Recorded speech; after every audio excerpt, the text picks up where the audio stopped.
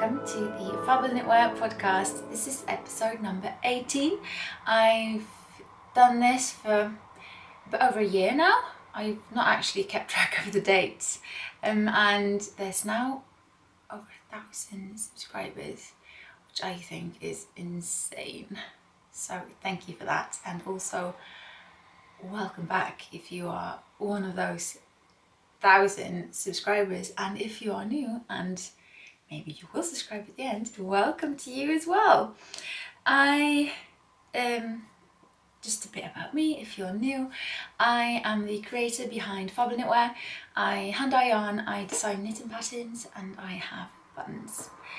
So that's sort of my little corner of the world, what I do. I run my own business, and in this podcast I just talk about all the things creative that I do and enjoy and love so much. Let's just jump in. You might have noticed that I have been participating in Vlogmas. I'm not being very diligent with it. I'm not doing one every day. I just don't have time for that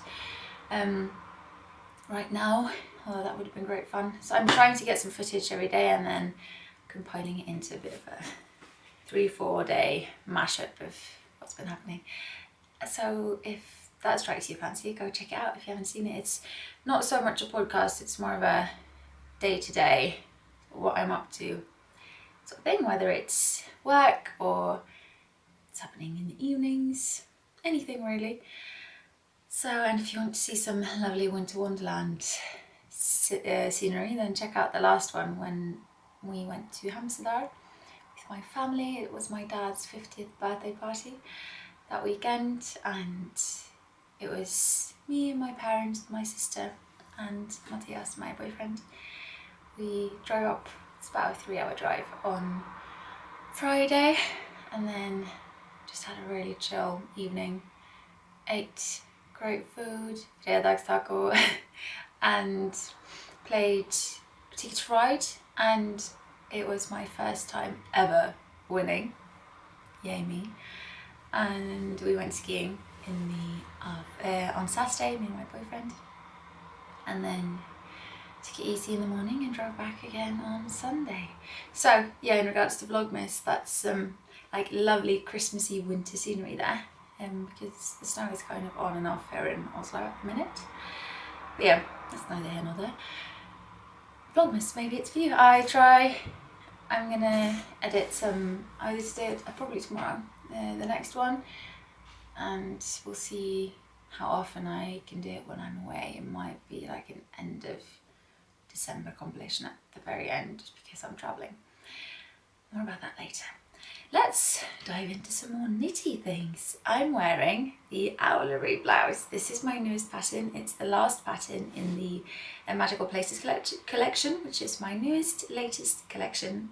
I've talked about my thought process in designing collections before, so if you're interested in that, start at the beginning, or ask me some questions and I'll reply.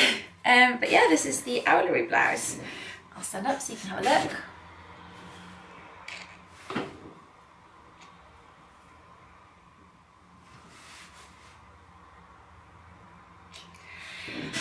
Oh, I love this. It's I don't even know how to describe it.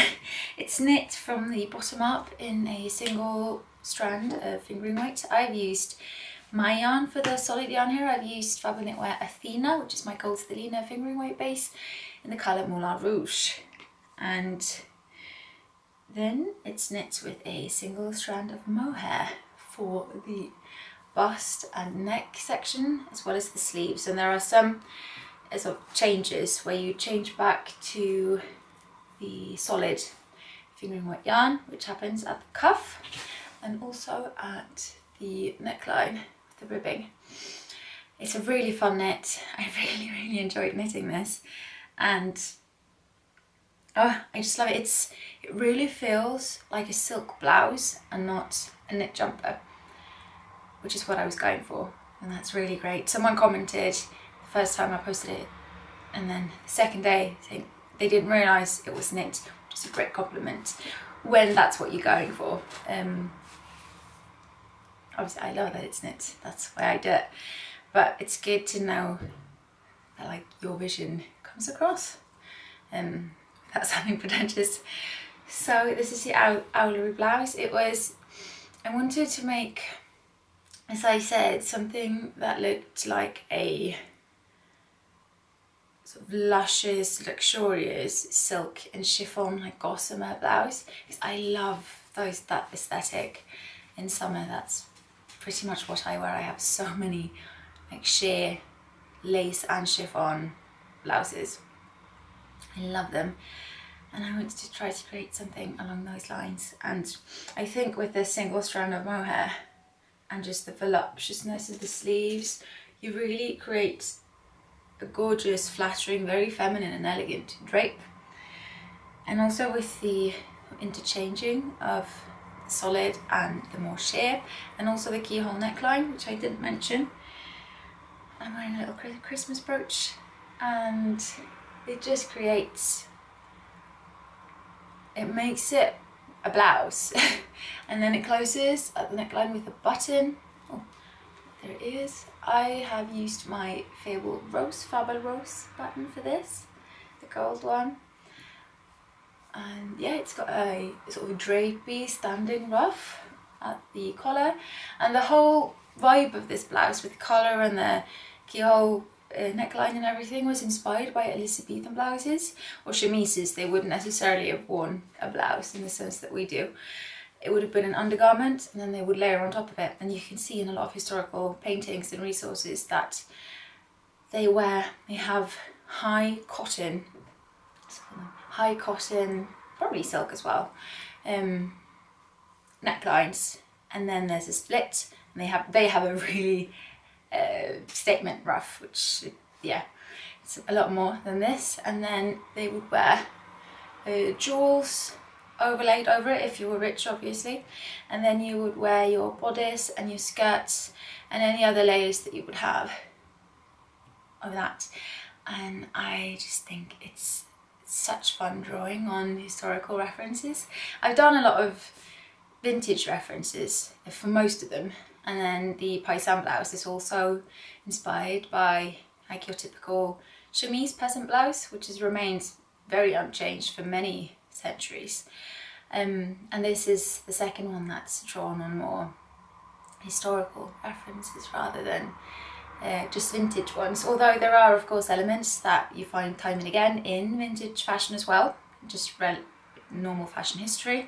For instance, these sleeves could very well be 30s in the drape and the voluptuousness of them, but they're also very historically, I'm not going to say accurate because they wouldn't have worn this, but I think you get what I mean. This is a poet sleeve when it's blousing, and then it ruches in at the wet cuff, and then at the wrist, I should say, and then it has a sort of ruffed cuff coming out from that.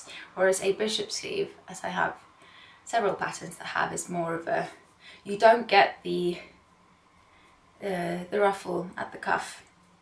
It's straighter, and then you get the voluptuousness of the sleeves. There are so many great sleeves out there, like historically. So that's a really fun reference to use, and then do your own thing, make it more modern. Let me show you the sketch.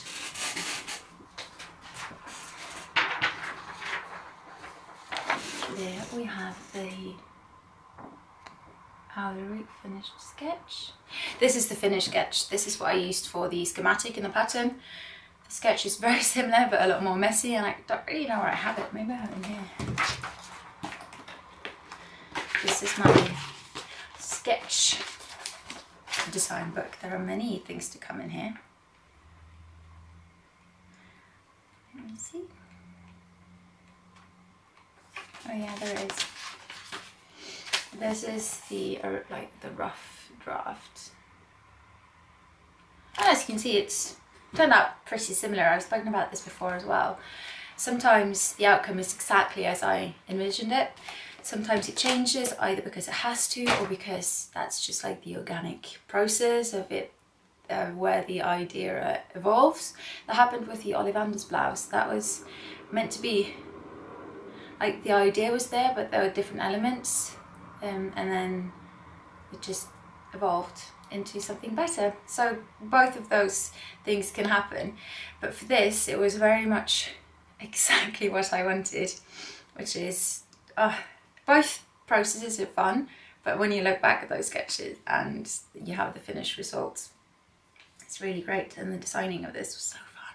And also I was saying to my mum yesterday that when you, or at least when I make something that's a bit different, because this isn't, I would say this isn't like a typical piece of knitwear. I'll wear stuff like this anyway. I don't really care what people think about how I dress. I've always been, I've never cared. I've always dressed differently. I've always worn loads of vintage and antique pieces and put things together that normal kids would never do when I was younger, and I love that. So I wear this. I wouldn't have designed it if I wouldn't have worn it. But when you design something like this, you don't really know what the reception's going to be. So people might go, oh, that's a really great statement piece, but I wouldn't wear it, which is fine, totally fine. I'm sure there are people who think that. And I maybe predicted that would be the case, but then the reception has been mind-blowing. So I have to say I underestimated the fashion sense of everyone. Basically, I am so thrilled that so many people want to knit this, and yeah, just surprised me in the best possible way, because maybe I thought this wouldn't be a typical wardrobe piece, and so you've surprised me and I love you for that. It's absolutely brilliant. And also Norwegian knitters. I know I'm generalising here, but at least like when you see people in Oslo, again I'm generalising, I'm not saying everyone's like this, but there's a sense of people wear a lot of jeans and sneakers and like practical coats and jackets, and there's a lot of navy and black and grey. There's nothing wrong with that, but that's kind of the vibe. And when that's kind of the thing, you don't necessarily think people are gonna knit this. So yes, it's amazing, amazing. Yeah, I think that made sense. But yeah, this is the Owlery blouse. You can also, as I'm doing that, because it's mohair, so it's warm, pulled it up there. I also knit this in, I have a white version. I love this white version as well. I love both of them. I wear them. I've worn them to, I brought them to Gothenburg and wore it out to fancy, like fine dining restaurant. I wore it this weekend at my dad's dinner. I wore the red one and my sister wore the cream one. I had brought both because I hadn't decided, and then she just went, oh nice, one for you and one for me, and then she just took one, which is fine, she looked gorgeous. This is knit in, oh I didn't say the mohair. So this is mine, the solid yarn is, as I said, my Athena base. This is Pickles Silk Mohair. It's delicious. This is a colourway Chianti. This is all from Pickles. So the solid is Pickles Pure Wool, which I've knit loads of my patterns from. And this is also Pickles Silk Mohair, and I can't remember the colour. But yeah. The neckline has a elastic band on the inside. This is because it's knit in mohair, so when you close it, it just doesn't really, it doesn't hold its structure because it's so lovely and lush and drapey. So the elastic doesn't, it's not tight around your neck, and it says in the pattern how to measure it. It's just there to give structure. So you sew it in on, you first, this is the buttonhole, so just behind the buttonhole you sew the elastic on there, and then you sew it on there, and then you start sort of ruching it in and stretching the elastic while you hand sew everything in place. And it just makes it sit on your shoulders and around your neck with structure, instead of being just this big drapey piece with not a lot of shape So that's why there's an elastic. I highly recommend putting in the elastic. If you don't, you'll get a completely different piece. You can also wear it open. And I'm assuming, because it's not been summer with this yet, but in summer, oh, I can already feel like I'm cooling down. In summer, wearing it like this is gonna be amazing. Because it's mohair, as I said, it's warm, even though it's a light piece, but in summer, like cool summer evenings, this. It's like a slightly different look, and some people might wear it only like this and some only close, but I've already worn it loads both ways. See if it's still filming. Yes. So when you choose your colour of elastic, make sure, like if you're in the position that you can, your local like craft store have elastic in loads of different colours, then good for you. I could only get black and white. So for this one, obviously I got white elastic. For this one, I opted for black. And then I use a thread, the same colour as the yarn, to sew it on. And it's a flat elastic, it's not a round one. You probably could use a round one, but it would be a lot more difficult to sew in, and also because the ribbing is flat, it just makes it, yeah, go for the flat elastic if you can. This is the Owlery Blouse. I'm going to keep this open because it's warm and delicious. It's so soft. It's become my go-to thing to wear when I'm going out. Like kind of maybe I'm dressing up, but then I want to be warm. This is it. This and the Ollivanders. So yeah, I wore the Ollivanders. I went to a birthday dinner on Monday and I wore that. Everyone looked smashing and like lovely silk blouses and everything, and I was the only one that was warm enough. Let's have some tea. So that was the Owlery Blouse. My Magical Places collection is complete. As I've mentioned before, I am going to host a knit-along starting on the 1st of January. It's going to be a Magical Places knit-along, so you can knit any of the 4 patterns from my Magical Places collection. The Owlery Blouse, the Ollivanders turtleneck, the Burrow cardigan or the Diagonally jumper.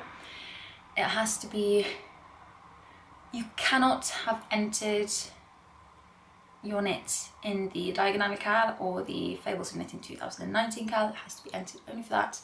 And that's just to give everyone a bit of a fair advantage. But if you've already started, then you can save it and enjoy. That's absolutely fine. If anything's unclear, just let me know. But because I have a Diagonally cal running now, it just, and that needs to be cast on and cast off in 2019.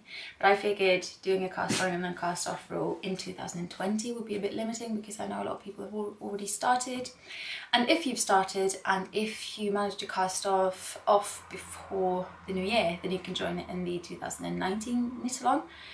But if not, join it in the upcoming Magical Places collection cal. It's going to be loads of fun. Prizes.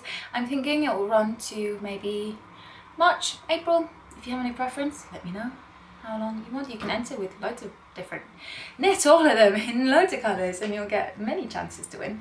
So entering multiple times is absolutely okay. And yeah, as I'm already talking about it, there is still time to enter the Diagonally knit along and the Fables of Knitting 2019 knit along.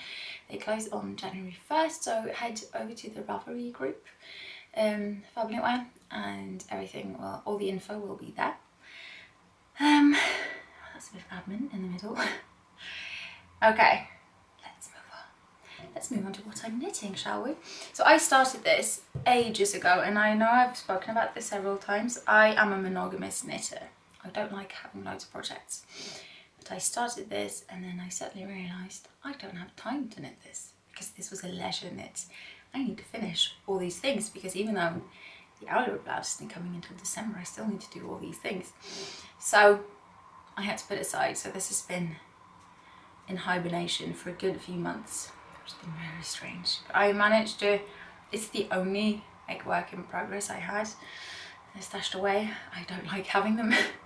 this is the Forest Berry jacket. I've not knit one in so long and it's about bloody time.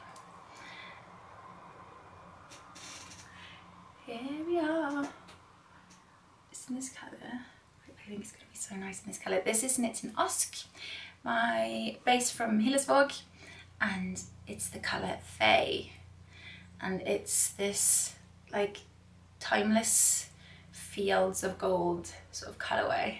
And this is going to be so nice over anything during any season. You could wear it with your jewel tones for autumn and for autumn and winter. You could wear it with like cream summer dresses, skirts, anything. I'm so excited about this. I just cast off for the knit bottom up for the armholes, and I have started it on the first sleeve. Not dot lines, just a bit of ribbing. Oh, that's a mess. Something there.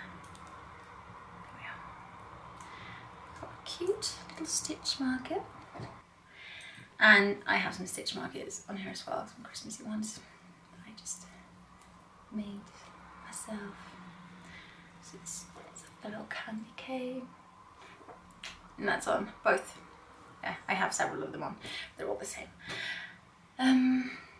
So yeah, I'm probably going to have to, it's annoying me a bit because I've already knit quite a lot and I know I'm not going to finish both the sleeves before we travel to the States on Sunday, so I'm going to have to bring it and then I always overestimate how much knitting I get done on trips because it's not loads really.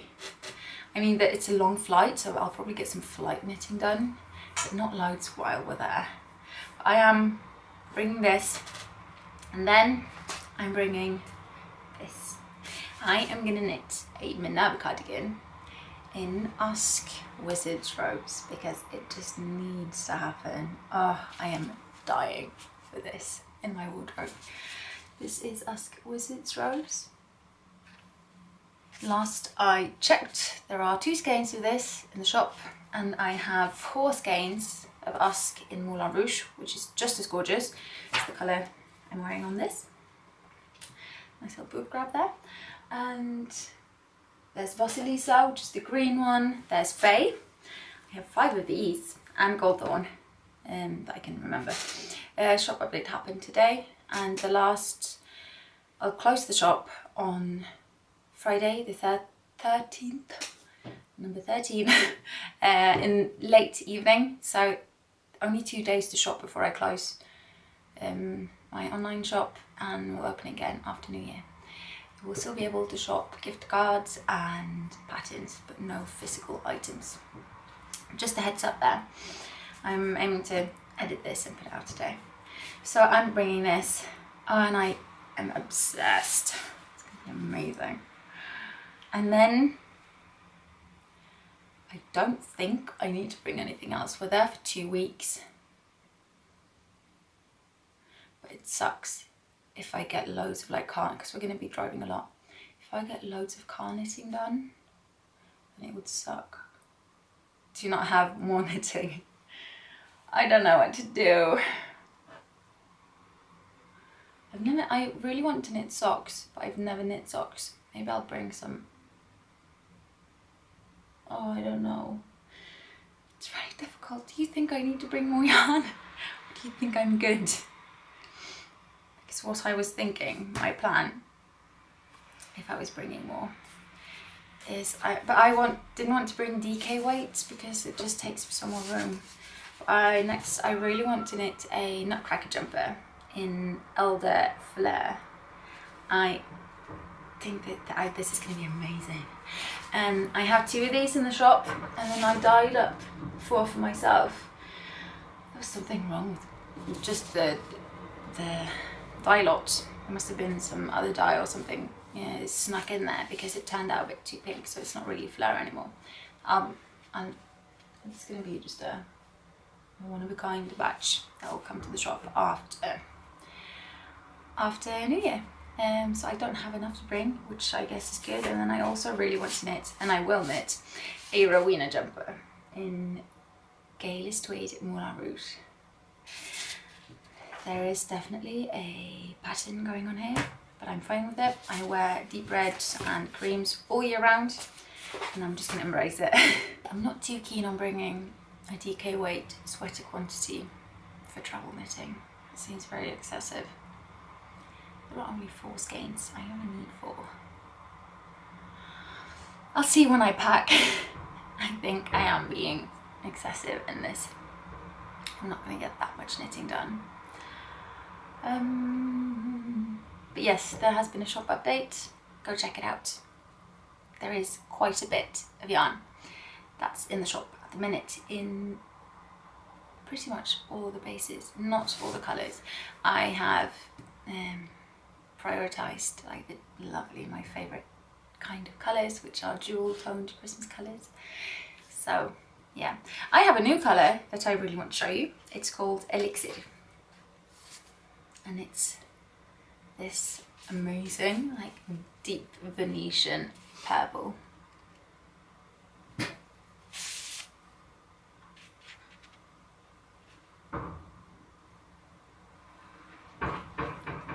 I really wanted to make a colour that was, in my head at least, the perfect Advent purple, because in Norway Advent is purple is an Advent colour, and this completely hits the mark for me. Also have it. There are either 3 or 5 of these, I think 5 or 4 in the shop, and I have it in Athena, and this, my goodness, the glitter, gold stellina, and the steep Venetian purple.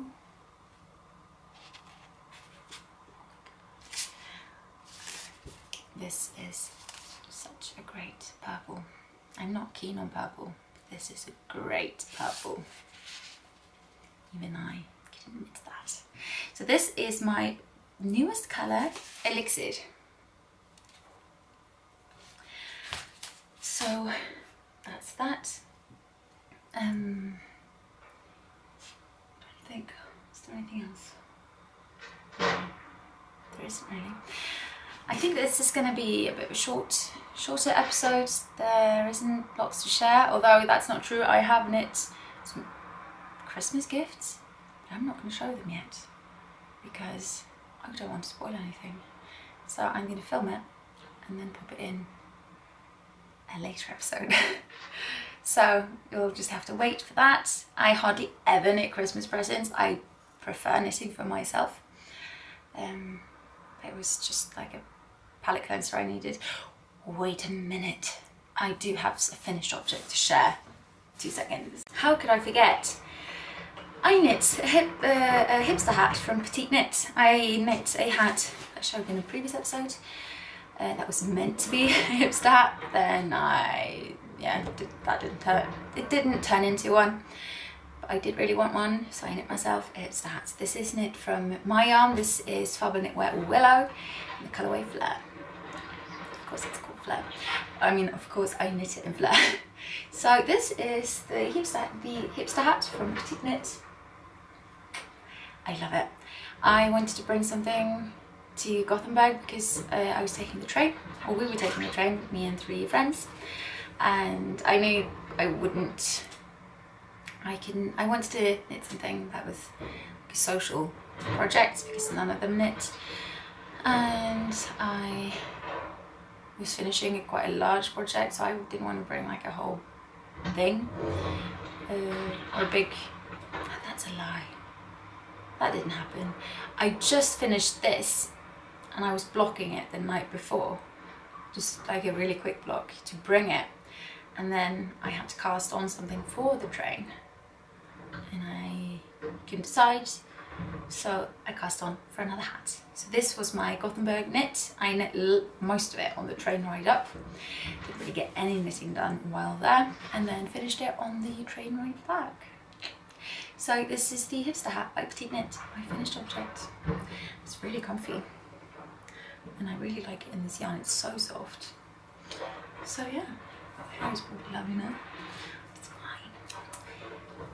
It's a 2x2 rib hat. Very, very simple and very quick. Finished object. Oh no, how could I forget? That is, in fact, all. Looking around, see if I've got something. That happens a lot. No. Tap, that. Good. That's all for now. I am very excited for Christmas, so excited for our travels. I hope everyone has a lovely, lovely December if you celebrate Christmas. I hope that's wonderful. And when the time comes, I hope you have a happy new year. And of course, as always, that you get loads of knitting done if that's what you want to do. I will talk to you later. If you want to stick around, subscribe below, and I will post all show notes as well below anything I've mentioned and all that jazz. If you want some more content, come join me on Vlogmas. I'll see you soon. Bye!